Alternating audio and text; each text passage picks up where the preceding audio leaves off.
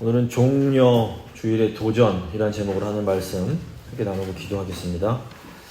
오늘은 종려 주일입니다. 종려 주일은 부활절 전주일로 예수님께서 나귀를 타고 예루살렘에 들어오실 때 이 군중들이 종려나무 가지를 흔들면서 예수님을 맞이한 데서 이제 유래를 합니다. 이 고대 근동 문화에서 종려나무는 승리와 왕권의 상징이었습니다. 왕이 전쟁에서 승리를 하고 돌아올 때 백성들이 종려나무 가지를 흔들면서 왕을 환영했습니다. 또 군중들이 예수님을 맞이할 때 호산나를 외치면서 종려나무를 흔들었는데, 호산나는 구원하소서 이런 뜻을 가진 히브리어입니다.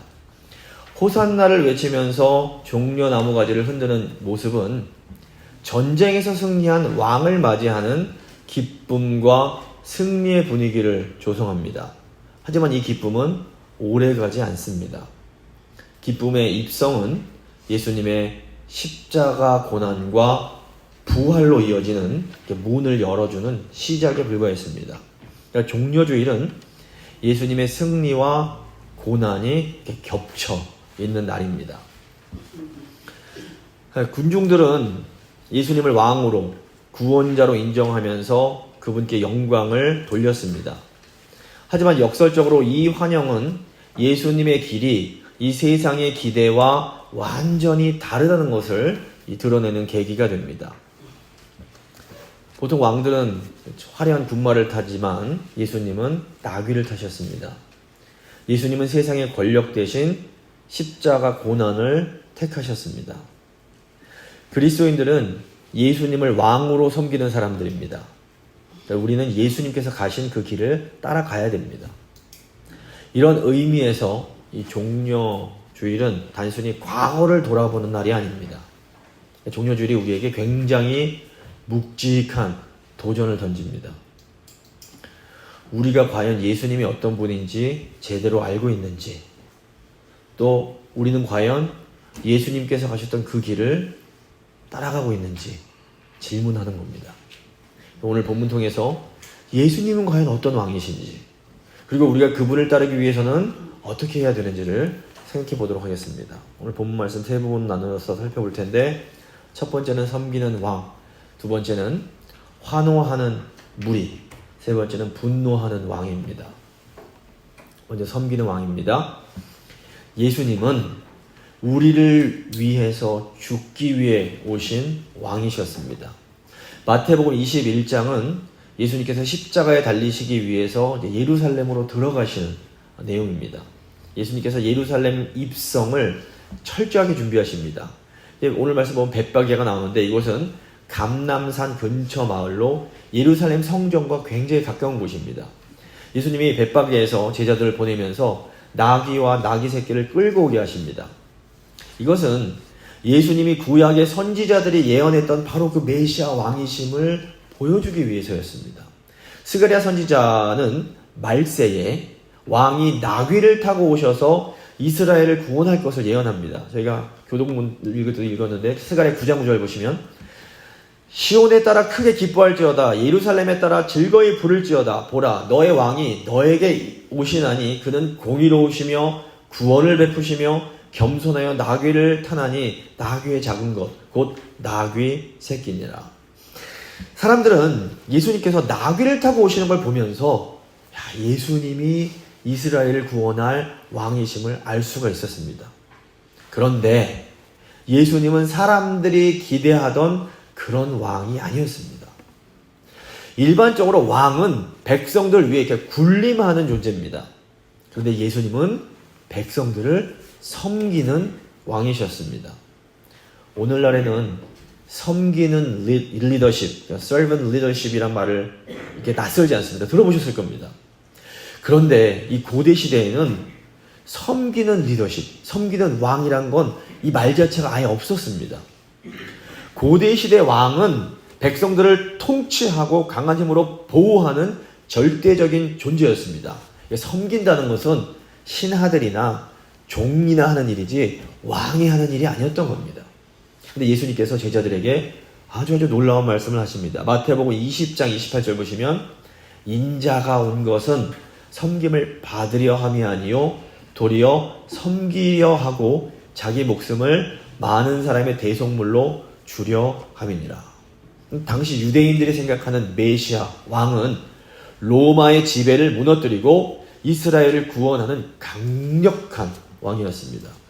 근데 예수님은 오히려 섬기고 희생하는 메시아에 대해서 말씀을 하시는 겁니다. 제자들이 처음 이 말씀 들었을 때는 예수님 말씀이 너무나 낯설고 충격적이었을 겁니다. 예수님의 가르침은 굉장히 전복적입니다. 전복적이란 말이 영어로 subversive라고 하는데, 이 말은 뭐냐면 기존의 생각을 완전히 뒤집어 엎는 걸 말합니다. 예수님은 사람들이 당연하게 여기던 생각이나 체제를 완전히 새롭게 바꾸거나 반대 방향으로 돌리는 그런 메시지를 전하셨습니다. 예를 들어서 예수님은 첫째가 되려는 자는 종이 되어야 된다 말씀하십니다. 이것은 당시 권력과 지위를 중시하던 세상 가치관을 완전히 뒤집어 엎는 거였습니다. 또 예수님은 원수를 사랑하라 말씀하십니다. 이것은 눈에는 눈, 이에는 이라는 율법주의적인 사고방식을 완전히 뒤집어 엎는 메시지였습니다. 또 예수님은 가난한 자가 복이 있다 말씀하십니다. 이것은 부와 성공을 최고로 여기는 세속적 가치를 뒤집어 엎는 거였습니다. 예수님의 말씀은 단순히 기존 질서와 권위에 대한 반항이 아니었습니다. 예수님의 말씀과 행동에는 더 깊은 진리와 사랑의 원칙으로 세상을 새롭게 볼 수 있게 하는 놀라운 힘이 있었습니다. 그래서 이 나귀를 타신 예수님의 모습은 예수님의 이런 전복적인 모습, 뒤집어 엎는 모습을 잘 보여줍니다. 예수님은 왕으로 오셨습니다. 당시 백성들 위에 군림하는 왕은 말을 탔습니다. 하지만 예수님은 나귀를 타심으로 자신이 백성을 위해서 고난받고 죽는 왕이란 것을 보여주십니다. 이 세상에서는 백성들이 잘못을 하면 왕이 그 백성을 심판하고 무섭게 벌을 줍니다. 하지만 예수님은 백성들의 잘못을 대신해서 자신이 심판을 받고 벌을 받으십니다.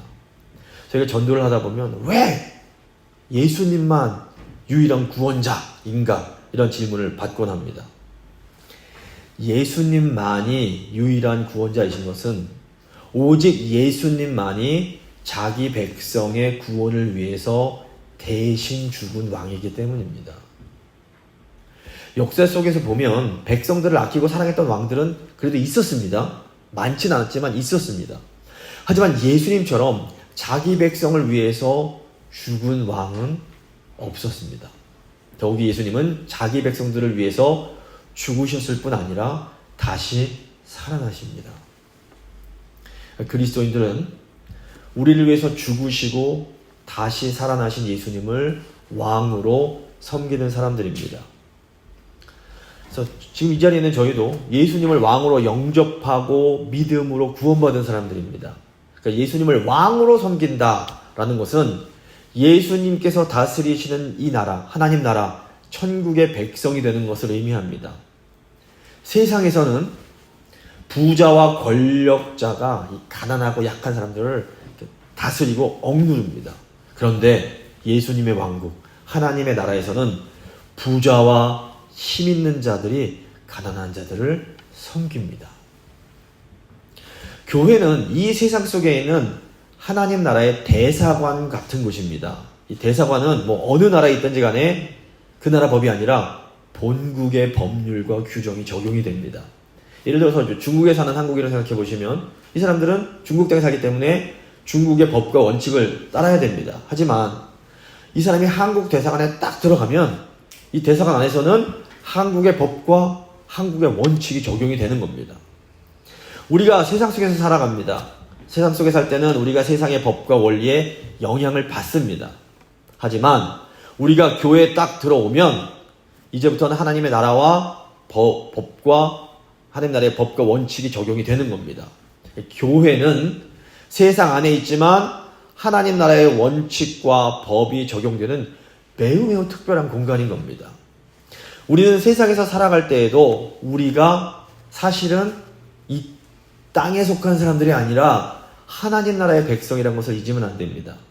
그리고 특별히 교회에서는 섬김과 희생, 사랑과 겸손이 우리의 기준이 되어야만 합니다. 우리는 교회 공동체 안에서 우리 왕이신 예수님의 방식대로 살아가야 됩니다. 종려주일은 우리 예수님이 섬기는 왕이라는 것을 분명하게 보여줍니다. 예수님은 우리를 섬기시고 우리를 위해서 죽으셨습니다. 교회와 세상에서 예수님께서 보여주신 이 섬기는 왕의 길을 따라가 살아가는 우리 모두가 될 수 있기를 바랍니다. 두 번째로 이제 환호하는 군중입니다. 예수님이 예루살렘 성으로 딱 들어오실 때 많은 사람들이 호산나를 외치면서 예수님을 환영을 합니다. 그런데 며칠 지나지 않아서 바로 이 환호했던 사람들이 돌변해서 예수님을 십자가에 못 박으라 외치는 그런 무리가 됩니다. 도대체 사람들이 왜 이렇게 갑자기 돌변했을까요? 여기에 여러 가지 이제 요인이 복합적으로 작용을 했습니다. 우선 역사적으로 볼 때 유대인들은 예수님이 정치적인 구원자가 되주시기를 기대를 했습니다. 그러니까 이 사람들은 예수님께서 강력한 군사력으로 로마를 싹 몰아내고 이스라엘을 해방시켜 주시기를 원했던 겁니다. 하지만 겸손하게 나귀를 타고 입성하신 예수님은 이런 정치적인 해방이 아니라 영적인 해방에 초점을 맞추십니다. 이 모습은 그들이 꿈꾸던 영웅적인 메시아의 모습이 아니었습니다. 또 이제 유대교 지도자들도 이렇게 군중을 선동을 합니다. 예수님께서 예루살렘 성전을 깨끗하게 하시면서 너희가 성전을 강도의 소굴로 만들었다 이렇게 비판을 하십니다. 이런 예수님의 행동은 유대교 지도자들의 경제적 이익 그리고 그들의 권위, 기득권을 위협을 했습니다. 결국 지도자들은 이 위협, 이 골칫거리를 제거하기 위해서 군중을 선동하는 겁니다. 예수님이 자기들이 원하는 것을 주지 않으시는 모습에 실망한 군중들은 즉시 이 선동에 반응을 막 합니다. 호산나를 외치며 예수님을 환영했던 사람들은 이제 예수님을 죽이라고 외치는 이 군중 심리에 휩싸여버리게 되는 겁니다. 물론 또 이 모든 일의 배후에는 악한 영의 역사가 있었습니다. 마귀는요, 항상 우리의 욕심을 이용해서 역사합니다. 마귀가 이 기득권을 지키려는 유대교 지도자들의 욕심을 이용합니다. 그리고 또 마귀는 예수님을 통해서 원하는 것을 얻고자 하는 군중들의 그 욕심을 이용합니다. 이 환호하는 무리의 모습이 우리에게 가르치는 것이 무엇일까요? 이 변덕스러운 군중들의 모습 속에 바로 우리의 모습이 들어있습니다. 출애굽기 여기 성경 통독하고 있는데 출애굽기 보시면 하나님이 정말로 놀라운 기적을 통해서 이스라엘을 구원해 내십니다. 애굽에서 종살이하던 이스라엘 백성들이 너무 힘드니까 주님 제발 구원해달라고 탄식을 합니다. 하나님이 이 신음소리를 들으시고 모세를 보내셔서 이스라엘을 구원해 내십니다. 하나님이 애굽 땅에 10가지 재앙을 일으키시고 홍해를 가르십니다. 놀라운 기적과 하늘의 은혜를 경험한 이스라엘이 조금 힘드니까 뭐라 그럽니까? 이 사람들이 아이고 차라리 애굽 땅에서 종살이할 때가 더 좋았지. 왜 우리를 해방시켜서 이 고생을 시키는지 모르겠다. 이런 말들을 하는 겁니다. 근데 이런 변덕스러운 모습이 사실 우리 안에도 있습니다. 우리가 고난을 받고 막 너무 힘들 때는 우리가 간절히 하나님께 기도를 합니다. 하나님 제발 이번 한 번만 좀 도와주십시오. 제발 이 문제만 해결해 주십시오. 이 아픈 것만 좀 낫게 해주십시오. 그러면 하나님께서 우리 기도를 들으시고 우리 놀라운 은혜를 베풀어 주십니다. 우리가 기도의 응답을 딱 받는 순간에는 너무 기뻐하고 감사합니다.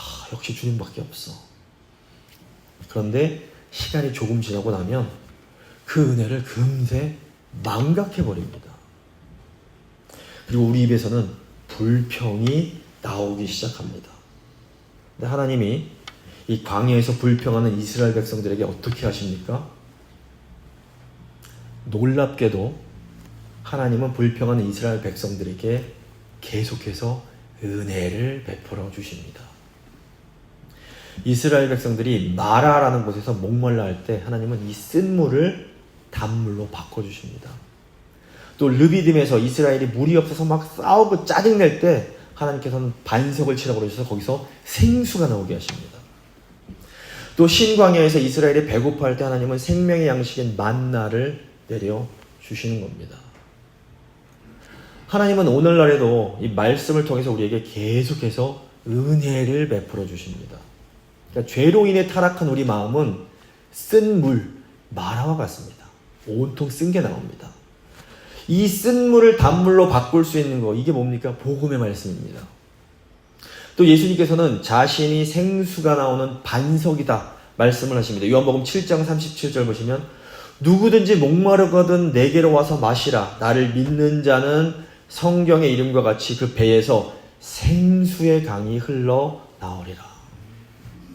또한 예수님께서는 자신이 생명의 떡이라고 말씀을 하십니다. 요한복음 6장 48절부터 보시면 나는 생명의 떡이로다. 너희 조상들은 광야에서 만나를 먹어서도 죽었거니와 이는 하늘에서 내려오는 떡이니 사람으로 하여금 먹고 죽지 아니하게 하는 것이니라. 나는 하늘에서 내려온 살아있는 떡이니 사람이 이 떡을 먹으면 영생하리라. 내가 줄 떡은 곧 내 살이니 세상의 생명을 위한 것이니라. 근데 놀라운 것은 예수님께서 이 말씀을 하실 때 많은 제자들이 어떻게 반응했는 줄 아십니까? 이 말씀이 어렵도다. 누가 들을 수 있겠는가? 못 받아들이겠다는 겁니다. 그리고 그들이 예수님을 그냥 떠나갑니다. 이게 무엇을 의미할까요? 예수님은 그들을 살리고 회복시킬 생명의 말씀을 주셨습니다. 하지만 사람들은 예수님이 내가 원하는 것을 주시지 않으시니까 힘들다, 어렵다 그러면서 그냥 예수님을 떠나가는 겁니다. 보시면 아이들은 계속해서 단 거를 원합니다. 아이스크림, 초콜릿, 사탕 계속 그걸 먹고 싶어 합니다. 하지만 자녀를 사랑하는 부모는 아이가 원하는 것이 아니라 아이에게 건강에 필요한 것을 주는 겁니다. 예수님도 우리가 원하는 것이 아니라 우리에게 필요한 것을 주십니다. 그러니까 많은 제자들이 다 떠나갈 때 이제 예수님께서 12제자에게 얘들아 너희도 가려느냐? 물으십니다. 이때 베드로가 주여 영생의 말씀이 주께 있사오니 우리가 누구에게로 가오리이까 하면서 예수님을 끝까지 따라가게 됩니다. 이 무리와 제자들의 차이가 뭡니까? 무리들은 자기가 원하는 거, 자기가 욕망하는 거 이거 갖지 못하면 예수님께 등 돌리고 떠나갑니다. 하지만 제자들은 예수님 말씀 다 이해 못해도 자기를 부인하며 끝까지 예수님을 따르는 겁니다. 종려주일은 우리에게 누구의 길을 갈 것인지 질문합니다. 원하는 걸 얻지 못한다고 예수님 말씀에 등 돌렸던 무리들도 요한복음 보시면 제자들이었다고 나옵니다. 힘들고 어려워도 자기를 부인하며 끝까지 주님의 길을 따라가는 제자들의 길을 가는 저희 모두가 될 수 있기를 바랍니다. 이제 마지막 세 번째, 분노하시는 왕입니다. 예수님께서 이제 사람들이 성전에서 매매하시는 걸 보면서 크게 분노하십니다. 예수님이 채찍을 만들어서 성전에서 장사하는 사람들의 상을 뒤집어 엎으십니다. 왜 예수님이 이렇게 크게 분노하셨을까요? 우리가 언제 크게 분노합니까? 우리는 우리가 정말 소중하게 여기는 것이 위협당할 때 분노합니다. 그러니까 내가 정말 언제 크게 버럭 화를 내는지 보면 내가 정말 소중하게 생각하는 것이 무엇인지 알 수 있습니다. 그리고 누군가 내 자녀를 위협하려고 합니다. 이때 우리는 분노할 수밖에 없습니다. 그것은 우리가 자녀를 소중하게 여기기 때문입니다. 또 내 뜻대로 되지 않을 때 막 화내는 사람이 있는데 이거 뭘 의미합니까? 내 뜻이 너무 소중한 겁니다. 그 사람에게는. 근데 예수님이 분노하신 것은 성전의 본질이 위협을 받았기 때문입니다. 성전의 본질이 뭡니까? 예수님은 성전이 기도하는 곳이다 말씀하십니다. 이 기도의 핵심은 교제입니다. 성전은 하나님 아버지와 교제하는 곳입니다. 그런데 유대인들은 성전에서 거래를 하고 있었습니다. 이 교제와 거래가 언뜻 보면 비슷해 보여도 그 관계의 본질이 완전히 다릅니다. 교제의 목적은 관계 그 자체입니다. 그러니까 교제는 서로 같이 있는 거, 함께 있음을 그 자체를 즐기는 겁니다. 뭐 다른 목적이 없습니다. 같이 있는 게 즐거운 겁니다. 이게 교제입니다. 근데 거래는 어떤 원하는 것을 얻어내는 게 목적입니다. 거래는 서로 필요한 것을, 원하는 것을 서로 주고받는 관계인 겁니다. 가령 친구를 저녁에 집으로 초대를 했습니다. 교제는 어떤 겁니까? 같이 밥 먹고 이야기하면서 시간을 보내는 것, 그 자체가 목적인 겁니다. 여기에는 어떤 계산도 없고 그냥 서로가 있는 것 자체가 너무 기쁨이 되는 겁니다. 하지만 거래는 무언가 내가 그 친구한테 원하는 게 있는 겁니다. 표면적으로는 환대지만 그 안에는 어떤 계산이 들어 있습니다. 성전은 하나님과 교제하는 곳입니다. 예수님은 성전에서의 교제를 너무너무 소중하게 여기셨습니다. 예수님께서 이렇게 무섭게 분노하신 것은 유대인들이 성전의 교제를 거래로 바꿔버렸기 때문입니다. 여기 보시면 오늘날에는 교회가 바로 성전입니다. 물론 여기서 교회는 이 건물 빌딩이 아니라 이 우리 신자들의 공동체, 저희가 교회인 겁니다. 그래서 사도 바울이 너희는 너희가 하나님의 거룩한 전임을 알지 못하느냐 이렇게 질문을 합니다. 지금 우리가 하나님의 성전입니다. 이 성전에서는 우리가 하나님과 교제를 해야 되는 겁니다. 함께 드리는 기도와 찬양을 통해서 우리는 하나님을 향한 우리의 사랑을 고백합니다. 그리고 설교를 통해서 우리는 하나님이 우리에게 하고자 하시는 말씀을 듣는 겁니다. 근데 여기서 잘 생각할 게 있습니다. 설교는요, 내가 듣고 싶은 말을 듣는 시간이 아닙니다. 설교는 하나님이 나에게 하시고 싶은 말씀을 듣는 시간입니다. 근데 우리 모두는 죄인이기 때문에, 저를 포함해서 다 죄인이기 때문에 영적으로 환자들이라고 볼 수 있습니다.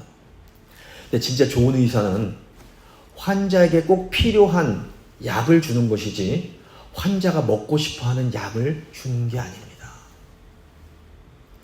하나님은 우리가 원하는 것이 아니라 우리에게 꼭 필요한 말씀을 주십니다. 그래서 우리가 하나님 말씀을 잘 경청하고 순종할 때 우리 병든 영혼이 회복이 되는 겁니다. 우리가 겸손하게 하나님 말씀 들을 때 우리의 그 공허하고 갈급하고 혼란스러운 그런 마음이 채워지고 질서 잡혀지고 새로워지는 겁니다. 우리의 그 마라의 쓴물 같은 그런 마음이 단물로 변하게 됩니다. 그리고 우리의 메마른 영혼에서 생수가 터져나오게 되는 겁니다. 나아가 우리는 교회에서 성도 간의 교제를 합니다. 사도행전 보시면 초대교회부터 이 성도의 교제를 나눴습니다. 사도행전 2장 42절 보시면 그들이 사도의 가르침을 받아 서로 교제하며 떡을 떼며 오로지 기도하기를 힘쓰니라. 이게 소그룹 저희가 하고 있는데 이게 왜 하는 겁니까? 이 사도들의 모범을 따라가는 겁니다. 하나님께 받은 말씀을 서로 나누며 교제하고 그것으로 함께 기도하는 겁니다. 우리가 영적으로 성장한다는 것은 결국 우리의 성품과 우리의 인격이 예수님을 닮아가는 것을 의미합니다. 교회 안에서 이루어지는 이런 인격적인 교제들, 이런 걸 통해서 우리의 성품과 인격이 변화될 수 있습니다. 그러니까 종료주일은 우리가 교회에서 교제를 하고 있는지 아니면 거래를 할 건지를 우리가 질문을 합니다. 교회는 우리가 하나님과 하나님께 우리가 가진 것을 시간, 물질, 정성 다 하나님께 드리고 또 다른 교인들을 섬기면서 기쁨을 누리는 공간입니다. 그러니까 서로에게 서로의 존재 자체가 기쁨이 되는 곳이 교회입니다. 그런데 이제 보십시오. 우리가 이 교회에서 이 교제가 아니라 어떤 거래를 하고 싶어지면, 뭔가를 교회에서 얻고자 하면 어떤 일이 생기냐면 불만이 생기기 시작합니다. 마음에 안 차는 겁니다. 내가 주지 않고 뭘 받으려고 할 때는 불만이 생깁니다. 우리가 교회에서 뭘 얻으려고 할 때, 그래서 우리는 계속해서 불평하고 원망을 하게 됩니다. 우리가 불평하고 원망할 때 하나님이 우리 모습을 사랑하실까요? 미워하실까요? 하나님은 우리가 불평하고 원망할 때에도 우리를 변함없이 사랑하십니다. 자녀가 불평하고 불만한다고 자녀를 미워하는 부모는 없습니다. 하지만 하나님은 우리가 계속해서 미숙하고 철없는 신앙에 머물러 있기를 원하지 않으십니다. 하나님은 우리가 정말로 주 안에서 행복하게 원하십니다. 그런데 불평하고 원망하는 사람은 절대로 행복할 수가 없습니다. 제가 종종 드리는 비유인데, 물이 있는데 그러니까 컵이 있는데 그 컵에 물이 반이 딱 있습니다. 어떤 사람들은 그 컵을 보면서 에이씨 물이 반밖에 없잖아 이렇게 불평을 합니다. 근데 똑같은데 어떤 사람은 그 컵 보면서 우와 물이 반이나 남았네 이렇게 감사합니다. 과연 어떤 사람이 행복한 삶을 살아갈까요? 참된 행복의 비결은 사실 우리 밖에, 외부에, 환경에 있는 것이 아니라 우리 안에 있습니다. 그래서 하나님께서는 때로 우리가 막 불평불만하고 우리가 깨닫지 못할 때 우리를 징계하심으로 이것을 깨닫게 하시는 겁니다. 제발 좀 정신 좀 차려라. 근데 하나님께서 우리를 징계하시는 것은 우리를 너무나 사랑하시기 때문입니다. 교회에서 우리가 교제하면서 하나님께 감사하는 삶을 살아가는 우리 모두가 될 수 있기를 간절히 바랍니다. 말씀을 마무리 짓도록 하겠습니다. 종려주일은 예수님의 예루살렘 입성을 통해서 세 가지 본질적인 도전을 던집니다. 첫째로, 우리는 지금 어떤 왕을 따르고 있습니까? 예수님은 나귀를 타고 오신 섬기는 왕으로 우리의 구원을 위해서 십자가에서 모든 것을 내어주셨습니다. 예수님을 왕으로 섬긴다라는 것은 그분의 겸손과 희생을, 희생의 삶을 우리가 따라가는 겁니다. 둘째로, 우리는 진정 제자의 길을 걷고 있나? 이렇게 또 종려주의는 우리에게 질문합니다. 예수님을 호산나로 맞이했던 무리들은 예수님의 길이 자신들의 기대와 달랐을 때 등을 돌려버립니다. 하지만 제자들은 끝까지 예수님을 따라갑니다. 셋째로, 종려주일은 우리가 하나님과의 교제를 기쁨으로 누리고 있는가? 이걸 묻습니다. 예수님은 성전의 교제가 거래로 변질되는 것에 분노하셨습니다. 하나님은 우리가 교제를 소중하게 여기며 감사하는 삶을 살기 원하십니다. 그래서 종려주일은 단순한 절기가 아니라 우리의 신앙을 한번 깊이 돌아보게 하는 그런 날입니다. 예수님은 우리를 위해서 낮아지셨고 무리의 환호보다 하나님의 뜻을 따르셨으며 성전의 거룩을 회복하셨습니다. 예수님을 우리의 진정한 왕으로 모시고 그분의 길을 따르며 그분의 마음을 품고 우리가 살아가야 됩니다. 이번 종려주일이 우리의 신앙을 새롭게 정돈하고 다시 한번 예수님 가신 그 길에 헌신하는 복된 전환점이 될 수 있기를 간절히 소망합니다. 잠시 믿음의 기도 드리시겠습니다.